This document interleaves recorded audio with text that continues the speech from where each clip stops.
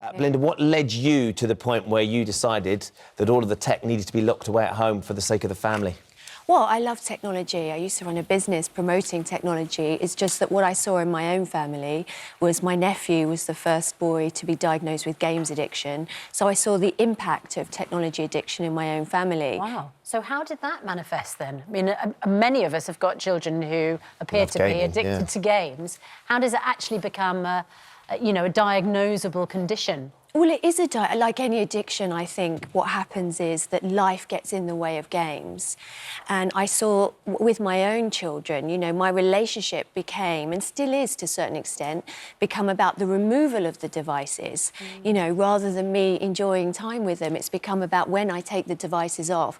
And I just feel that we have reached a point now where tech addiction is so strong, it's there, and these guidelines offer no guidance. What would you say would be guidelines which actually worked?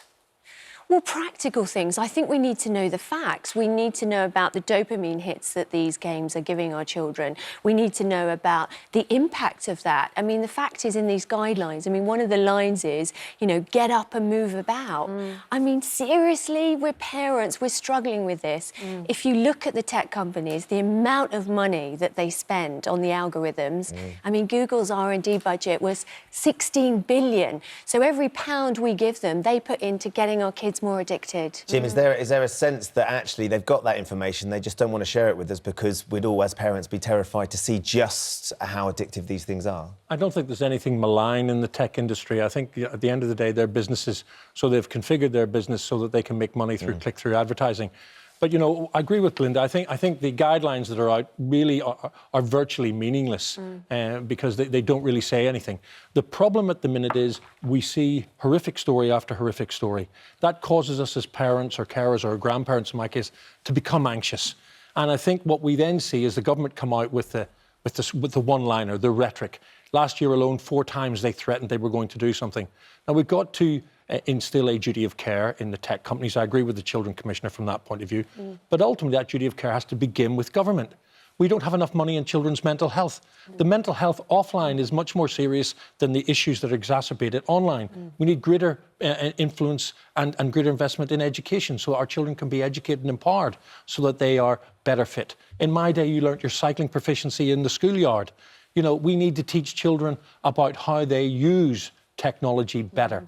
But technology is a par for good. I wonder whether, Jim, there will be a point where we see these tech companies and what they're providing similar to what we see the tobacco companies and what they were providing back in the 60s and 70s. That there is a point at which we all think, oh, it's enjoyable, and if you get addicted, that's kind of up to you, and actually you can, there are sensible guidelines. But there is a point where actually the government has to step in and go, we know that this is having a detrimental effect on your physical health because you're sitting in front of Fortnite for 8 hours a day when, on a holiday day, or it's having an effect on your mental health, as we've seen from the terrible images of self-harm, for instance, and suicide that have caused such, headlines in the last couple of weeks. And perhaps, even though it feels ridiculous now, the government might say, tech companies, you set a 2-hour limit, and then it just switches off. Yeah, first of all, age verification will undermine that because children will say they're older than they are. So there are these nuances. Children go into newsagents and say they're older than they are to buy cigarettes, and newsagents goes, but the newsagent can look at them. If I go on, what happens is if I'm a 10-year-old boy, I will say I'm 15. So I don't want to say I'm 13 to get onto Facebook because I believe Facebook will know that that's too obvious. So better age verification. Yes, but that's only the beginning. So just let me say this. We need money. So actually, if you want to do this properly, people like Facebook have done better and better. If you look at their transparency report, they're doing much better at taking stuff down earlier. So actually, the government should stop with the rhetoric. Let's license social media companies. We know how many users they have in the UK. We know what revenue they generate from that. So a small percentage taken that is hypothecated by government, red circled, so that it goes into education, children's social care and mental health services. That would be much, much more effective. Belinda, do you think that these tech companies are doing enough? I don't think they're doing anything. Honestly, they're just, you say that they don't have bad intention, but the CEO of Netflix, he said his biggest competitor was sleep. not other broadcasters. So I think we have to get the purpose of the tech companies aligned with the purpose of what we want for the next generation. I think the smoking analogy is brilliant, because when you used to go to the doctors in the 60s and you were feeling a bit stressed, the doctor would say, have a cigarette. I mean, we had our doctors advertising cigarettes in the 60s.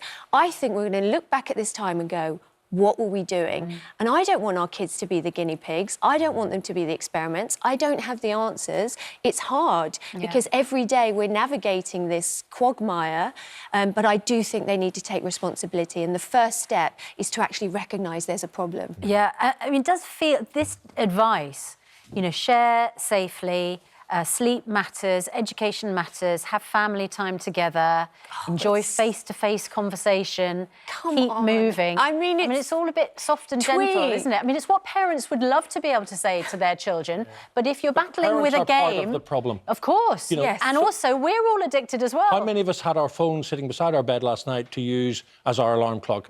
You know, and when you get to a certain age, when you get up in the middle of the night to go to the toilet, you know, how many of us then check our Twitter Jim, accounts? I don't think we just throw our hands up and go, oh, well, they're with us now and there's nothing much we can do about it. And wouldn't it be nice to just ban them at meal times? Well, I don't think banning works. I mean, the government's thing about knife crime, we're going to ban social media linked to it. Well, they can't even deal with the knife crime itself without investing more in youth services. So ultimately, we've got to be real.